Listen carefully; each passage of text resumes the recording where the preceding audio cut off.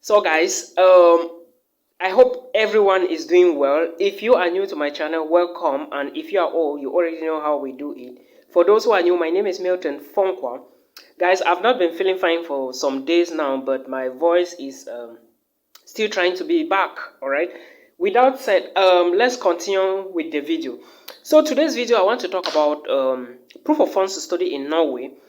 I will also be discussing possibilities of you getting a job in Norway. I will be discussing accommodation. I will be discussing tuition fee. All right. I will be discussing life in Norway. First of all, let me start with the life in Norway. If you are an African, all right, and you move to Norway, any city in Norway, being it Oslo, Bergen, Stavanger, or whichsoever city you are, or in the Alps, which is no area, know that you may think that people do not live in Norway, all right? You may think that that is because Norway is not that crowded. And life in Norway is very easy to go, all right? In as much as you have the finances, because people often complain that Norway is expensive. Yes, but Norway is expensive compared to how you are going to be paid. If you look at it very well, the equilibrium is balanced, all right? What you work and how much they pay you equals to what you spend. So if you look at it, it is balanced. Now, moving further to the proof of funds, which is what is very important in this video, I want to say that if you want to study in Norway and you are looking for proof of funds, there is something you need to understand. For those who don't know, I know most of you watching my channel, you already know what I'm talking about. If you must study in Norway, know that the proof of funds you need to show in Norway, or for you to get a visa to travel to Norway to study any program, all right, it is called a blocked account. It is called a blocked account. Now, this is how the blocked account for Norway looks. It is pretty difficult, or let me say a little bit different from that of Germany, all right? For German blocked account, you are the one to create your account in the particular bank and you drop the money inside, all right? But for Norwegian blocked account, it is when you apply for the university and you are accepted, the university automatically gives you a bank account to drop your money inside, all right? They will give you the amount you have to drop into the account. It is the account of the school in charge, or the school in which you got your acceptance, all right? Now, when you drop the money inside, the bank will give you the documents, or the university will collect the documents and give to the bank. Or let me say the university will collect the documents from the bank and send to you to apply for the visa. If you do not put this money into the bank in Norway, you will not apply for the visa. And again, understand that the money in that account is called a blocked account. You blocked the money in there so that you can apply for your visa and move to Norway, right? Do not think that the money will disappear, all right? No, nobody will run with your money. So literally, when you block that money, the school will give you the amount, all right? When you put it in the account, then when you arrive Norway, you are not going to do your residence permit or your stay, documents to prove that you are legal. Then after doing that, they will transfer the money into your bank account, because you can only create a bank account in Norway if you have registered and you are legal, all right? So that is how it is done. Now, why do I say the money you are putting into the bank account can never be the same? Different cities in Norway have different expenditures. That is to say, if you are staying in Oslo, you have a certain amount of money you are spending in Oslo. If you are staying in Bergen, you have a certain amount of money you are spending in Bergen per year. This is because Bergen and Oslo are two different cities in Norway, and the living standard there is different. Life there is different. For example, big cities like Oslo will always be very expensive than cities like Bergen. Therefore, you expect to buy many things or pay for more bills in Oslo than in Bergen. Not like more bills, but you have to pay extra money for certain things. Which I'm trying to say, Oslo is going to be expensive than Bergen. And so the universities are aware of all of this. So when you get admissions into a new university in Oslo, and your brother gets admission in a university in Bergen, the two of you can never have the same amount of money going into your blocked account. I hope you get the point. Now, how much is the money that usually goes into that account? Literally, they usually take into consideration an average. The money must be above 13,000 US dollars, all right? It must be above 13,000 US dollars. Before, as of my last research, it used to show, I noticed that the money was 121,336 Norwegian krone, all right? That is around $13,000 plus. So, like I said, it changes all the time, because If there is inflation, prices of goods and services may rise or drop. Therefore, they will also increase the money. They already know all of these things. It has been calculated, all right? That is how proof of funds works in Norway. Again, pay attention to the fact that when you drop this money, when you arrive in Norway for the first 2 weeks, first 1 month, first 2 months, you will not get all the money given to you, all right? They will not give you all the money. I'm saying this because I received a message last time from a subscriber. He was like, Milton, can I take the money? Can I borrow from somebody, put in the account? When I arrive Norway, I just withdraw immediately and send to the person. No, it doesn't work like that. Blocked account doesn't work like that. When you put the money in the account, when you move to Norway and create your own bank account, it will be transferred inside, but you are only limited to withdraw a certain amount. For Germany, I think you are going to be withdrawing 853 euros every month.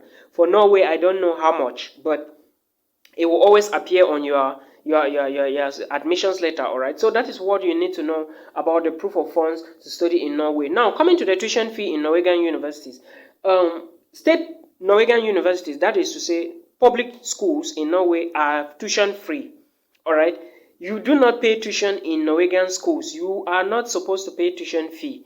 If you get an admissions in Norway, all you need to do is to block your money, put the money in the blocked account and you move, all right? When it comes to tuition fee, Norwegian schools are free tuition, especially public universities I'm talking about here. Now, because they are free tuition, you need to understand that you need to show money to show that you have, or you need to show proof that you have money to go into the country and study, all right? And the government don't want you to come and be a liability to the population or to the government, all right? The officials don't want you to come and be a liability to the government. So that is why they have put in place these strict measures so that international students can understand. That is, fees in Norway is 0 euros. Norwegian schools don't charge tuition fee, okay? Same like German schools don't charge tuition fee, okay? Finnish school charge tuition fee. Finland introduced a tuition fee policy a few years back. Before it was free, and Sweden as well. But now you have to pay a tuition before you can study in all these institutions except Germany and Norway. But you must show that you have a blocked account, money inside, before you can be granted a student visa, all right? That is how it is. Now, moving further to part-time jobs in Norway. If you are a student in Norway and you have been thinking that, or if you intend to travel to Norway and you have been thinking that maybe you go to Norway, you will not have the possibility to get a job, or you may not get a job, I am here to cancel that fact. Remove that thing from your head today. In as much as you are a student in Norway, automatically you have to work, okay? Make sure you just follow the number of hours given to you to work so that nobody should harass you, all right? Follow the number of hours given to you to work and you work exactly. Now, I know some of you will still ask me how much is the minimum wage in Oslo or Norway. The minimum wage in Norway is $17, all right? Let's put it to $15. Again, it depends on the type of job you are doing, because someone who works in a factory will be paid more higher than someone who works in a restaurant. Reason being that the jobs are not the same. One is tedious, one is not that tedious, okay? So that is how it is. But again, you must not be paid below the minimum wage. Minimum wage means that that is the least amount of money given to anybody who is working, being it cleaning, washing, or doing whatever. That is the minimum wage, all right? Now, like I said, living standard in Norway is somehow more expensive than in most European countries, okay? Norway is a little expensive than most European countries like Germany. Yes, Norway is expensive than Germany in terms of living standard, because you have to buy food, pay accommodation, pay bills. In every country we pay all of these things, but understand that if you go to Norway and somebody moves to Lithuania, the person in Lithuania will spend less money, and you in Norway, you will spend more.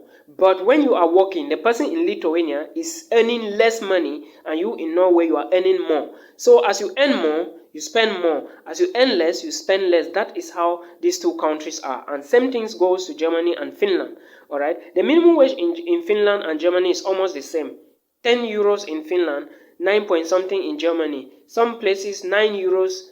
Some people say 9 euros, but it is never the same. It always fluctuates, and it depends on the company and the country, and of course the number of years you have been working, because You don't expect somebody to move into a company today and earn the same salary. Well, it can be possible if at all the person is skillful. Remember, everything here is about skill, being skillful, all right? So it can be possible like that. Now, if you are thinking of how you can apply for a university in Norway, understand that, sorry guys, what is this? Understand that it is not possible to apply for a school now in Norway as I speak to you. Most universities in Norway are already closed. If not most, all the universities in Norway are closed already. But Norway has a particular timeline you can apply for their schools, all right? When it's September or October, open the portals and fill in the application form immediately. Because Norwegian schools open application from September ending to December 1st. Some few schools extend theirs to January 20th, like the University of Stavanger and some other schools. But schools like Norwegian University of Science and Technology and the University of Norway, University of Tromsø, they are both from October 1st to December 1st, some to December 20th. Just check the websites and you see. Now, when it comes to courses in Norway, Norway is a country of diverse cultures, so there are a lot of international students in Norway. If you study in Norway, you can learn a lot of different cultures, all right? And again, understand that the lifestyle in Norway depends on how you spend. It depends on how you live. You do not expect to go to nightclub every day and you pay less money, you spend less money in Bergen or Stavanger more than someone who doesn't go to the club. No. Your living standard will determine how much you are going to be paid. But now, when it comes to accommodation, as an international student, if you have an admission in Norway, try to contact the university that gave you the admissions letter so that they can give you possibilities or options for student dormitories. I am saying this because I know it is always somehow difficult. If you do not have somebody in that country or in Norway that can coordinate the accommodation, make sure you pay for a student hostel.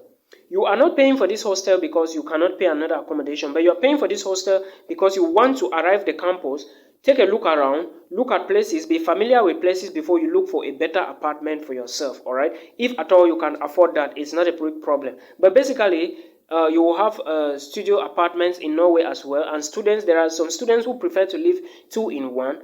All right, there are others who prefer to live 1 in 1 or 3 in 1. It just depends on how much you have and what you are planning to do. All right, so I hope this video helps you. Now, when it comes to the embassy, you can apply from Cameroon, you can apply from Nigeria. All right, it doesn't really let me say there is no limit, all right, when it comes to embassies. Of course, they have their diplomatic missions in Cameroon and in almost every other country. In some countries, it is a German embassy, like in Northern Cyprus. It is the German embassy that is going to process your Norwegian visa, all right? Even here, when you want to process, or let me say, when you want to process the short stay visa in certain countries like Luxembourg and Belgium, it is sometimes the Norwegian embassy, but sometimes it is the Belgian embassy that has to deal with short stay visas to Norway and Luxembourg, all right? So they are working like this. You just understand it that way, all right? I hope this video helps you. If it does, do not forget to subscribe. Subscribe now and support the movement. Until we meet again in another one. Peace.